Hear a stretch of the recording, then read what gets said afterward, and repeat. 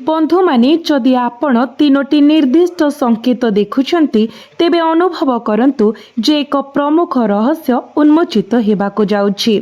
बंधु माने आज राति शोइबा पूर्वरु आपणक घरर मुख्य प्रवेश द्वार जांच करंतु जहा प्रकाशित हेबाको जाउछि ताहा आपणकर निज घरे थिबा अतीतर घटना गुड़िकर स्मृति को उज्जीवित करि पारे। जो घटना गुड़िको आपण थरे केवल संजोग बोली खारज करिथिले। रातिरे हठात उठिबा, बंद कोठरी रे एक मृदु शब्द शुणिबा, स्वप्न रे एक निर्दिष्ट पुराणा स्थान, मंदिर, वृद्ध व्यक्ति किंबा कौनसी निर्दिष्ट प्राणी को बारंबार देखिबा, केवल सकाळ सुद्धा सबकिछि स्वाभाविक हेबा पाई। किंतु प्रश्न रही जाए, जदि एगुड़िक केवल संजोग तेबे समान संकेत काहेकि बारंबार हुए? रातिर नीरवतारे किए आपणको उठाइबाको चाहुछि? एते दिन धरी आपणक परिवार उपरे किए नजर रखिछि? शेष मुहूर्त रे आपणक आड़को आसुथिबा संकट को किए एड़ाई देइछि? एवं एबे से माने आपणक ठारू कोन चाहुछंती? आज प्रकाशित हेउतबा रहस्य केवल आपणको नुहे बरं आपणक परिवारर अनेक पीढ़ी को चिंतित करुछि। हुए तो आपण घरर वयस्क लोक माने एही रहस्य जानिथिले। हुए तो आपणकर जेजे बापा थरे एहा विषय जा कहिथिले। हुए तो आपणकर पुराणा घरे एहाको समर्पित एक स्वतंत्र स्थान थाई पारे। किंतु समय बीतवा सहित सब किछि बदली गला। पीढ़ी, घर एवं सहर एवं एक परंपरा जाको हुए तो भूली जिबा उचित नुहे ताहा पछरे रहीगला। एबे सेही भूली जाइथिबा शक्ति एही संकेत गुड़िक दे पुणी थरे आघात करिबा परि मने हेउछि। तथापि मैं एपर्यंत यार नाम प्रकाश करिबि नाही। नाम जानिबा पूर्वरु आपणको तीनोटी निर्दिष्ट संकेत बुझिबाको पड़िबो। जदि एही संकेत गुड़िक मध्यरु दुईटी मध्य आपणक जीवन रे देखा जाउछि तेबे आज जहा शेयर करा जाउछि ताहा आपणक पई अत्यंत गुरुत्वपूर्ण। बंधु माने आमे आगको बढ़िबा पूर्वरु दया करी वीडियो को लाइक करी आपणकर सच्चा एवं भक्तिर सहित कमेंट बॉक्स रे जय बजरंगबाली लिखि दियंतु। बंधु माने कौन आपण संप्रति मध्यरात्रि परे हठात उठिबा आरंभ करिसेंती? विशेष करी सेई मुहूर्त गुड़िकरे जेतेबेले घर संपूर्ण नीरव थाए, आपण आखि खोली घंटा को देखंती। किछि सेकेंड पाई आपण बुझी पारिबे नाही जे आपणकर निद काहेकि बाधा प्राप्त हैला। कोनोसी शब्द नाही, कोनोसी फोन कॉल नाही एवं पाखरे केही नाहंती। तथापि गभीर रे आपण अनुभव करूछंती जेपरि केही आपणकु जागृत करिछि। आपण ओलटी पड़ी पुणी शोई पड़ती। किंतु 2 किंबा 3 दिन परे समान घटना पुनर्बार घटे। केतेबेले एक स्वप्न परे, केतेबेले गोटे स्वप्न बिना। सबुठारु अजब कथा हेउछि सेई मुहूर्त गुड़िकरे आपण हठात एपरि जणे व्यक्ति को मने पकाइबे जे आउ आपणक जीवन रे नाहंती, किंबा आपण एक पुराणा घर, मंदिर किंबा एपरि स्थान मने पकाइबे जहाको आपण वर्ष वर्ष धरी जाई नाहंती। एही ठारू रहस्य आरंभ हुए। कारण आध्यात्मिक परंपरा रातिर शेष प्रहर को केवल शोइबार समय भावरे देखे नाही। एहाकू एपरि एक समय मध्य विवेचना करा जाए जेतेबेले पोती होइथिबा संकेत, स्मृति एवं आध्यात्मिक चेतना जागृत हुए। किंतु प्रकृत रे आश्चर्यजनक अंश एपर्यंत आसीबाकू नाही।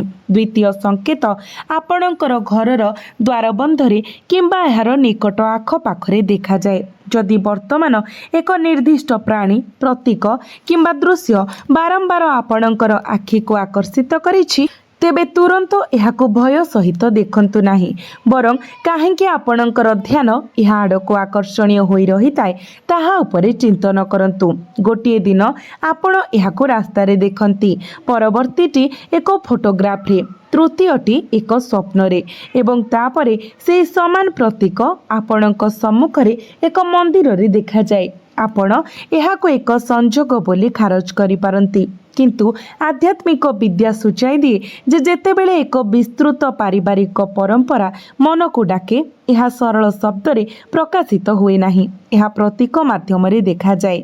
मु एठारे सेही प्रतीकर नाम देबी नाही, कारण जो दिन आपण जानिबे जे यह केउ दिव्य शक्ति सहित जड़ित ए कहानीर संपूर्ण गतिपथ बदली जिवो।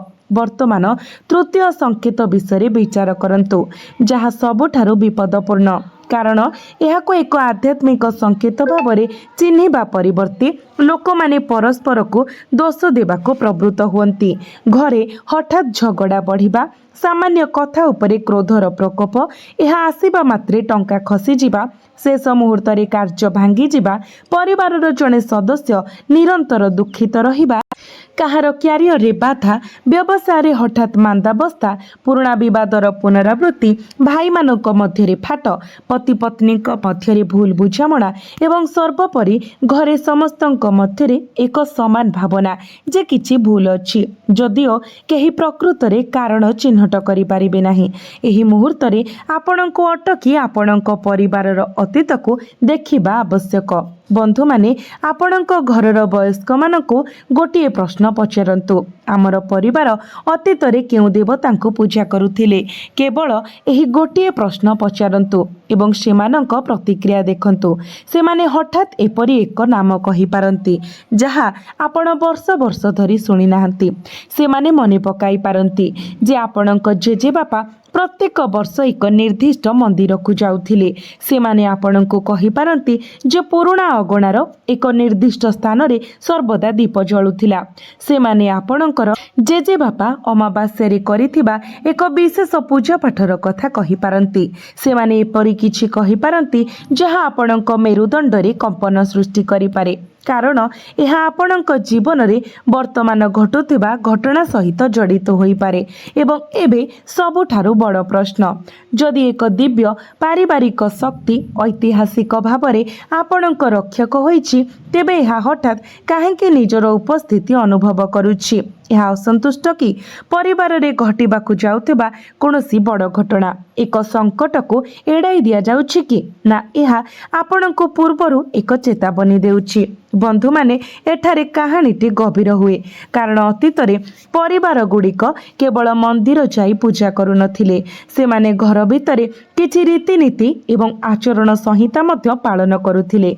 वयस्क मानको असम्मान करिबा, महिला मानको असम्मान करिबा, एसबु कार्य दूरे रुहंतु।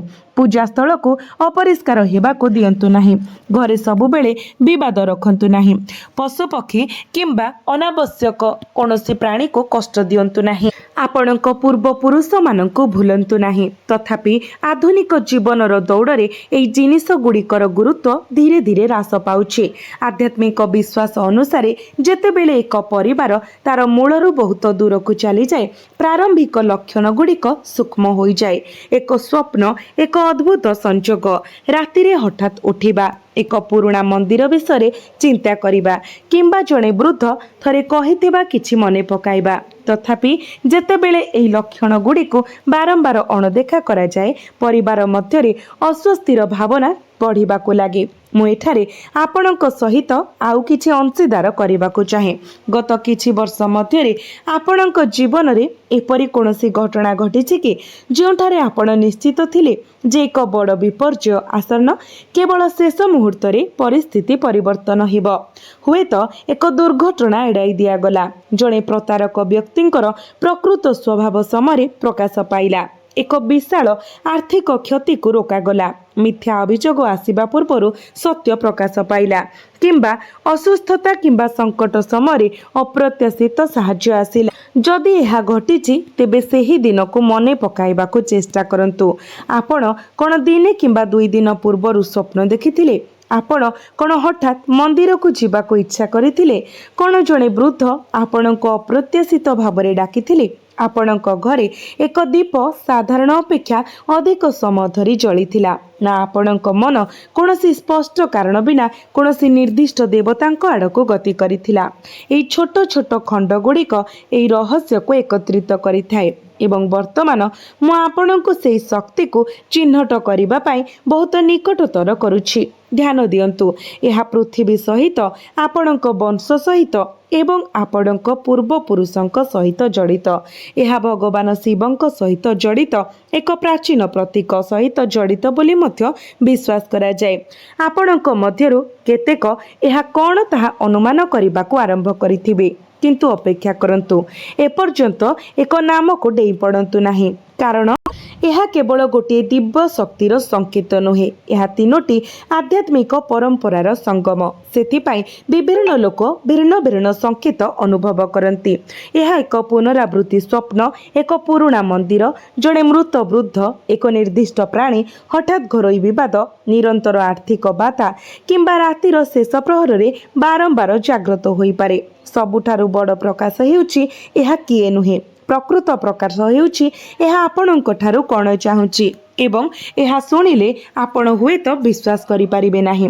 ଏହା ଟଙ୍କା ଚାହୁଁନାହିଁ, ଏହା ସୁନା ଚାହୁଁନାହିଁ, ଏହା କୌଣସି କଷ୍ଟକର ବଳିଦାନ କିମ୍ବା ଭୟଙ୍କର ରୀତିନୀତି ମଧ୍ୟ ଦାବି କରେ ନାହିଁ। ଏହା ଆପଣଙ୍କ ଠାରୁ କେବଳ 4ଟି ଜିନିଷ ଚାହୁଁଛି। ପ୍ରଥମଟି ହେଉଛି ଏପରି କିଛି ଯାହା ବର୍ତ୍ତମାନ ଆପଣଙ୍କ ଘରେ ବାରମ୍ବାର ଉଲ୍ଲଂଘନ କିମ୍ବା ଭଙ୍ଗା ହୋଇଛି। ଦ୍ୱିତୀୟଟି ସିଧାସଳଖ ପରିବାରର ମହିଳା ଏବଂ ବୟସ୍କମାନଙ୍କ ସହିତ ଜଡ଼ିତ। ତୃତୀୟଟି ଆପଣଙ୍କ ପୂର୍ବପୁରୁଷଙ୍କ ବିଷୟରେ। ଏବଂ ଯଦି ଆପଣ ଚତୁର୍ଥ ବିନ୍ଦୁକୁ ବୁଝିପାରନ୍ତି, ତେବେ ଆପଣ ବୁଝିପାରିବେ ଯେ ସମାପ୍ତ ହେବାକୁ ଥିବା କାମଗୁଡ଼ିକ କାହିଁକି ଅଟକି ରହିଛି ଏବଂ ଆପଣଙ୍କ ଘରୁ କାହିଁକି ଶକ୍ତି ଲୋପ ପାଉଛି, ଶାନ୍ତି ଲୋପ ପାଉଛି ଏବଂ ସକାରାତ୍ମକ ଶକ୍ତି ଉଭେଇ ଯାଉଛି। ବନ୍ଧୁମାନେ, ଆପଣଙ୍କ ପରିବାରର ବରିଷ୍ଠ ଲୋକମାନେ କେବେ ବି ସେହି ଶକ୍ତିକୁ ସାଧାରଣ ମନେ କରିନଥିଲେ ଏବଂ କାହିଁକି ଏତେ ବର୍ଷ ପରେ ଏହାକୁ ପୁଣି ଆପଣଙ୍କ ମନେ ପକାଇ ଦିଆଯାଉଛି। କିନ୍ତୁ ଏହା ପୂର୍ବରୁ ଯଦି ଆପଣ ଆପଣଙ୍କର ବଂଶ, ଆପଣଙ୍କର ମନୋନୀତ ଦେବତା ଏବଂ ଆପଣଙ୍କର ପୂର୍ବପୁରୁଷଙ୍କ ପ୍ରତି ଶ୍ରଦ୍ଧା ରଖନ୍ତି, ଦୟାକରି ଭିଡ଼ିଓକୁ ଲାଇକ୍ କରନ୍ତୁ। ବନ୍ଧୁମାନେ, ପ୍ରକାଶିତ ହେବାକୁ ଥିବା ନାମ ଆପଣଙ୍କ ଘରର ଦ୍ୱାରବନ୍ଧ ସହିତ ଜଡ଼ିତ ପ୍ରାଚୀନ ରହସ୍ୟର ଚାବିକାଠି ଧାରଣ କରେ ଏବଂ ଏହା ରାତିରେ କାହିଁକି ଆସିଥାଏ ଏବଂ ଏଥର ଏହା ଆପଣଙ୍କ ଠାରୁ କ'ଣ ଚାହୁଁଛି ତାହା ଗୁରୁତ୍ୱପୂର୍ଣ୍ଣ ପ୍ରଶ୍ନ। ଏବେ ଧ୍ୟାନ ଦେଇ ଶୁଣନ୍ତୁ, କାରଣ ଆଜିର ଆଲୋଚନା କୌଣସି ସାଧାରଣ ଧାର୍ମିକ କାହାଣୀ, ଏକ ସାଧାରଣ ସ୍ୱପ୍ନ କିମ୍ବା କେବଳ ଏକ ସଂଯୋଗ ବିଷୟରେ ନୁହେଁ। ଯଦି ଆପଣ ବର୍ତ୍ତମାନ ରାତିରେ ହଠାତ୍ ଉଠିଛନ୍ତି ଏକ ଅବର୍ଣ୍ଣନୀୟ ଅସ୍ଥିରତା ଦ୍ୱାରା ଜାଗ୍ରତ, କିମ୍ବା ଯଦି ଆପଣଙ୍କର ସ୍ୱପ୍ନରେ ଏକ ପୁରୁଣା ଘର, ଏକ ମନ୍ଦିର, ଏକ ଶିବଲିଙ୍ଗ, ଏକ ସର୍ପ, ଜଣେ ମୃତ ବୁଦ୍ଧ କିମ୍ବା ଏପରି ସ୍ଥାନ ଅଛି ଯାହାକୁ ଆପଣ ବର୍ଷ ବର୍ଷ ଧରି ଦେଖିନାହାନ୍ତି, ତେବେ ଏହା ଶୁଣି ଆପଣଙ୍କ ମନକୁ ଶାନ୍ତ ରଖନ୍ତୁ। ଆଦୌ ଭୟ କରନ୍ତୁ ନାହିଁ। ସର୍ବୋପରି ପ୍ରତ୍ୟେକ ସ୍ୱପ୍ନ ଏକ ଭବିଷ୍ୟବାଣୀ ନୁହେଁ, ପ୍ରତ୍ୟେକ ଶବ୍ଦ ଏକ ରହସ୍ୟ ବହନ କରେ ନାହିଁ ଏବଂ ପ୍ରତ୍ୟେକ ଘଟଣା ଏକ ଅଲୌକିକ କାରଣରୁ ଉତ୍ପନ୍ନ ହୁଏ ନାହିଁ। ତଥାପି କେତେକ ସମୟରେ ଆମର ମନ, ସ୍ମୃତି ଏବଂ ପରିବାର ପରମ୍ପରା ଆମେ ବହୁଦିନ ଧରି ଭୁଲି ଯାଇଥିବା ଜିନିଷଗୁଡ଼ିକର ସ୍ମୃତିକୁ ଉତ୍ତେଜିତ କରେ। ଏହିଠାରୁ ହିଁ ଆଜିର ପ୍ରଥମ ରହସ୍ୟ ଆରମ୍ଭ ହୁଏ। ଆମେ ଯେଉଁ ପ୍ରଥମ ପୁନରାବୃତ୍ତି ପ୍ରତୀକକୁ ସାମ୍ନା କରୁଛୁ ତାହା ହେଉଛି ନାଗ। ପ୍ରକୃତରେ ଯଦି ଆପଣ ଗତ କିଛି ଦିନ କିମ୍ବା ମାସ ଧରି ଏକ ସର୍ପ ସହ ଜଡ଼ିତ ଚିତ୍ରଣର ବାରମ୍ବାର ସମ୍ମୁଖୀନ ହୋଇଛନ୍ତି, ସ୍ୱପ୍ନରେ, ମନ୍ଦିରରେ, ଚିତ୍ରରେ, ଧାର୍ମିକ ଆଲୋଚନା ସମୟରେ କିମ୍ବା ବାସ୍ତବ ଜୀବନରେ, ତେବେ ଏହାକୁ କେବଳ ଭୟର ଦୃଷ୍ଟିକୋଣରୁ ଦେଖିବାର କୌଣସି ଆବଶ୍ୟକତା ନାହିଁ। ଭାରତୀୟ ଧାର୍ମିକ ପରମ୍ପରାରେ ସର୍ପ ଭଗବାନ ଶିବଙ୍କ ସହ ଜଡ଼ିତ ଏବଂ ଭୂମିର ସୁରକ୍ଷା ଏବଂ ବିଭିନ୍ନ ପୂର୍ବପୁରୁଷ ପରିବାର ପ୍ରଥାର ପ୍ରତୀକ। ତଥାପି ଏଠାରେ ବୁଝିବା ପାଇଁ ଏକ ଗୁରୁତ୍ୱପୂର୍ଣ୍ଣ କଥା ଅଛି। ଯଦି ଆପଣ ବାସ୍ତବ ଜୀବନରେ ଏକ ସର୍ପ ଦେଖନ୍ତି, ତେବେ କୌଣସି ପରିସ୍ଥିତିରେ ତାହା ପାଖକୁ ଯିବାକୁ, ଧରିବାକୁ କିମ୍ବା ଉସ୍କାଇବାକୁ ଚେଷ୍ଟା କରନ୍ତୁ ନାହିଁ। ଏକ ନିରାପଦ ଦୂରତା ବଜାୟ ରଖନ୍ତୁ ଏବଂ ଯଦି ଆବଶ୍ୟକ ହୁଏ ତେବେ ବନ୍ୟପ୍ରାଣୀ ବିଶେଷଜ୍ଞଙ୍କ ସାହାଯ୍ୟ ନିଅନ୍ତୁ। ବିଶ୍ୱାସର ସ୍ଥାନ ଅଛି ଏବଂ ସୁରକ୍ଷାର ନିଜସ୍ୱ ଅଛି, ସେଗୁଡ଼ିକ ପୃଥକ୍ ବିଷୟ। ତଥାପି ଯଦି ସର୍ପର ପ୍ରତୀକ ଆପଣଙ୍କ ସ୍ୱପ୍ନ କିମ୍ବା ସ୍ମୃତିରେ ଦେଖାଯାଏ, ତେବେ ଏହା ସମ୍ଭବ ଯେ ଆପଣଙ୍କ ମନ ଆପଣଙ୍କୁ ଏକ ପୁରୁଣା ପାରିବାରିକ ପରମ୍ପରା ମନେ ପକାଇ ଦେଉଛି। ଆପଣଙ୍କ ପିତୃପୁରୁଷଙ୍କ ଦ୍ୱାରା କରାଯାଇଥିବା କିଛି କାର୍ଯ୍ୟକୁ ମନେ ପକାଇବାକୁ ଚେଷ୍ଟା କରନ୍ତୁ। ଆପଣଙ୍କ ଘରେ କେବେ ନାଗପଞ୍ଚମୀରେ କୌଣସି ବିଶେଷ ପୂଜା କରାଯାଇଥିଲା କି? ପୁରୁଣା କ୍ଷେତ, କୂଅ, ଗଛ, ଘର କିମ୍ବା ଜମି ପାଖରେ କୌଣସି ନିର୍ଦ୍ଦିଷ୍ଟ ସ୍ଥାନ ଥିଲା କି ଯେଉଁଠାରେ ବଡ଼ ଲୋକମାନେ କାହାକୁ ବିରକ୍ତ କରିବାକୁ ବାରଣ କରିଥିଲେ? ପରିବାର ପାଇଁ କୌଣସି ନିର୍ଦ୍ଦିଷ୍ଟ ପୁରୁଣା ଶିବ ମନ୍ଦିର ଥିଲା କି ଯାହାର ମହତ୍ତ୍ୱ ଥିଲା? ବିବାହ, ଶିଶୁ ଜନ୍ମ କିମ୍ବା ନୂତନ ଘର ନିର୍ମାଣ ପୂର୍ବରୁ ପରିବାରର ଏକ ନିର୍ଦ୍ଦିଷ୍ଟ ମନ୍ଦିରକୁ ଯିବାର ପ୍ରଥା ଥିଲା କି? ଆପଣଙ୍କ ଜେଜେବାପା କ'ଣ ପ୍ରାୟତଃ କୌଣସି ନିର୍ଦ୍ଦିଷ୍ଟ ଦେବତାଙ୍କ ନାମ ଉଚ୍ଚାରଣ କରୁଥିଲେ? ଯଦି ଆପଣଙ୍କ ପରିବାରରେ ଏହି ପ୍ରଥାଗୁଡ଼ିକ ମଧ୍ୟରୁ କୌଣସି ପ୍ରଥା ପ୍ରଚଳିତ ଥିଲା, ତେବେ ଏହି କାହାଣୀର ଦ୍ୱିତୀୟ ଦ୍ୱାର ଖୋଲିଯାଏ। ଆପଣଙ୍କ କୁଳ ଦେବାଦେବୀ ସହିତ ଜଡ଼ିତ ଏକ ରହସ୍ୟ। ଅତୀତରେ ପରିବାର କେବଳ ଗୋଟିଏ ଛାତ ତଳେ ରହୁଥିବା ଲୋକଙ୍କ ଏକ ଗୋଷ୍ଠୀ ନଥିଲା। ଏହା ଏହାର ପରମ୍ପରା ଦ୍ୱାରା ଆବଦ୍ଧ ଥିଲା। ପରିବାର ଗୁଡ଼ିକର ନିଜସ୍ୱ କୁଳ ଦେବାଦେବୀ, ଗ୍ରାମ ଦେବାଦେବୀ କିମ୍ବା ଭଗବାନ ଶିବ, ଦେବୀ କିମ୍ବା ଭଗବାନ ହନୁମାନଙ୍କ ପାଇଁ ଉତ୍ସର୍ଗୀକୃତ ନିର୍ମିତ ମନ୍ଦିର ଥିଲା। କୌଣସି ପ୍ରମୁଖ କାର୍ଯ୍ୟ କରିବା ପୂର୍ବରୁ ପରିବାର ସେମାନଙ୍କର ପୂଜ୍ୟ ଦେବତାକୁ ଆମନ୍ତ୍ରଣ କରୁଥିଲେ। ବିବାହ ପୂର୍ବରୁ ପ୍ରାର୍ଥନା କରାଯାଉଥିଲା। ପିଲା ଜନ୍ମ ହେବା ପରେ ପବିତ୍ର ମନ୍ଦିର ଗୁଡ଼ିକୁ ଦର୍ଶନ କରାଯାଉଥିଲା ଏବଂ ନୂତନ ଘରେ ପ୍ରବେଶ କରିବା ପୂର୍ବରୁ ପୂର୍ବପୁରୁଷଙ୍କ ପ୍ରଥା ପାଳନ କରାଯାଉଥିଲା। କିନ୍ତୁ ସମୟ ବଦଳିଗଲା। ଲୋକମାନେ ସହରକୁ ଯିବା ପାଇଁ ନିଜ ଗାଁ ଛାଡ଼ିଲେ ଏବଂ ପୁରୁଣା ପୈତୃକ ଘର ବିକ୍ରି ହୋଇଗଲା। ଯେତେବେଳେ ବୟସ୍କମାନେ ଜଣକ ପରେ ଜଣେ ଚାଲିଗଲେ, ଶିକ୍ଷା, କ୍ୟାରିୟର ଏବଂ ଦୈନନ୍ଦିନ ବଞ୍ଚିବା ପାଇଁ ଦୌଡ଼ରେ ଫସି ରହିଥିବା ନୂତନ ପିଢ଼ିକୁ ପଚାରିବା ପାଇଁ ବହୁତ କମ୍ ସମୟ ମିଳିଲା। ଆମର କୁଳ ଦେବତା କିଏ? ଆମର ପୂର୍ବପୁରୁଷଙ୍କ ମନ୍ଦିର କେଉଁଠାରେ? ଆମର ଜେଜେବାପା କେଉଁ ମନ୍ଦିରକୁ ଆସିଥିଲେ? ଧୀରେ ଧୀରେ ପିଢ଼ି ପରେ ପିଢ଼ି ପର୍ଯ୍ୟନ୍ତ ଜ୍ଞାନ ଲୁପ୍ତ ହେବାକୁ ଲାଗିଲା। ଏହା ଆମକୁ ତୃତୀୟ ରହସ୍ୟକୁ ନେଇଯାଏ, ପିତୃପୁରୁଷ। କ'ଣ କେବେ ଏପରି ଘଟିଛି ଯେ ଆପଣଙ୍କ ନିତ୍ୟକର୍ମ କରୁଥିବା ସମୟରେ ଆପଣ ହଠାତ୍ କୌଣସି ମୃତ ଜେଜେବାପା, ପିତାମାତା କିମ୍ବା ବଡ଼ ବାପା ମାଙ୍କ ସ୍ମୃତି କୌଣସି ସ୍ପଷ୍ଟ କାରଣ ବିନା ଆଘାତ ପାଆନ୍ତି? ହୁଏତ ଆପଣ ବଜାରରେ ଅଛନ୍ତି, ଯେତେବେଳେ ପୁରୁଣା ପରିବାରର ସ୍ମୃତି ହଠାତ୍ ଆପଣଙ୍କ ଉପରେ ଭାରି ପଡ଼ିଯାଏ, କିମ୍ବା ଆପଣ ଶୋଇଛନ୍ତି ଏବଂ ଆପଣଙ୍କ ସ୍ୱପ୍ନରେ ଆପଣ ସେଇ ପୁରୁଣା ଅଗଣାକୁ ଦେଖନ୍ତି, ସେଇ ଦ୍ୱାର, ସେଇ କାନ୍ଥ, ସେଇ ଖଟିଆ ଏବଂ ସେଇ ବଡ଼ ବାପା କିମ୍ବା ଜେଜେବାପା ଆପଣଙ୍କୁ ଦେଖୁଛନ୍ତି। ଏବଂ ଯେତେବେଳେ ଆପଣ ଉଠିବେ, ଆପଣ ଆପଣଙ୍କ ହୃଦୟରେ ଏକ ଦୀର୍ଘ ଭାରାକ୍ରାନ୍ତତା ଅନୁଭବ କରିବେ। ତେବେ ତୁରନ୍ତ ଏହି ସିଦ୍ଧାନ୍ତ ନିଅନ୍ତୁ ନାହିଁ ଯେ କୌଣସି ଅଦୃଶ୍ୟ ଶକ୍ତି ଆପଣଙ୍କୁ ଡାକୁଛି। ପ୍ରାୟତଃ ଆମର ମନ କେବଳ ଆମ ଅସ୍ତିତ୍ୱର ମୂଳ ପାଇଁ ଆଗ୍ରହୀ। ତଥାପି ଏହି ରହସ୍ୟର ସବୁଠାରୁ ଆକର୍ଷଣୀୟ ଦିଗ ହେଉଛି ତିନୋଟି ଉପାଦାନ କିପରି ଏକତ୍ରିତ ହୁଏ: ନାଗର ପ୍ରତୀକ, କୁଳ ଦେବାଦେବୀଙ୍କର ବିସ୍ମୃତ ପରମ୍ପରା ଏବଂ ପୂର୍ବପୁରୁଷଙ୍କ ସ୍ମୃତି। ହୁଏତ ଆପଣ ଏବେ ଅନୁଭବ କରୁଛନ୍ତି ଯେ ଆଜିର ଆଲୋଚନା କେବଳ ରାତିରେ ଆମକୁ କିଏ ଦେଖା କରେ ତାହା ଅପେକ୍ଷା ବହୁତ ଅଧିକ। ଏସବୁ ପଛରେ ଥିବା ବାର୍ତ୍ତା ସମାନ। ଆପଣଙ୍କ ମୂଳକୁ ଭୁଲନ୍ତୁ ନାହିଁ। ଆପଣଙ୍କ ଘରକୁ କେବଳ ଇଟା ଏବଂ କାନ୍ଥର ଗଠନ ହେବାକୁ ଦିଅନ୍ତୁ ନାହିଁ। ଏହାକୁ ପାରିବାରିକ ବନ୍ଧନରେ ପରିପୂର୍ଣ୍ଣ ଏକ ପ୍ରକୃତ ଘର ରଖନ୍ତୁ।